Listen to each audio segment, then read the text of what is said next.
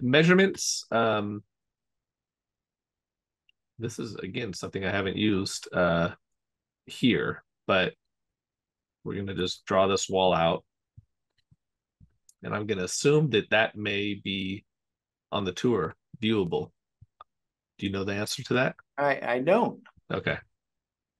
Well, I guess we can test that theory out here in a little bit. Okay. Um, I want to say if you put the measurement in there, yes, it's going to show up in the tour. So there's really two things that we're talking about on measurements. One is having some default measurements show up within the tour. And then second is to enable anyone to do their own measurements or to disable that feature. correct. Yeah. And it looks like that's true because you can hide it here.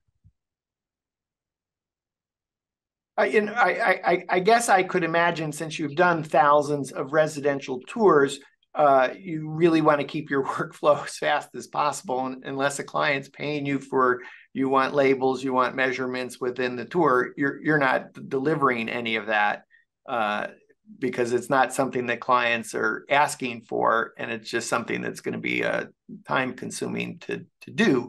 But we thought during this demo, it might be helpful just to show how that's done in case you have a use case for that.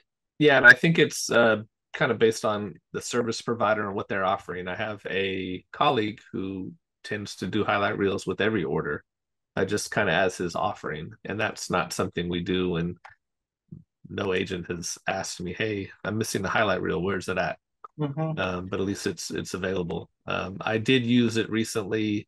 Actually, no, I didn't. I was going to say I started to use it recently on a commercial space, but they decided not to use it uh, once I had it done. Okay.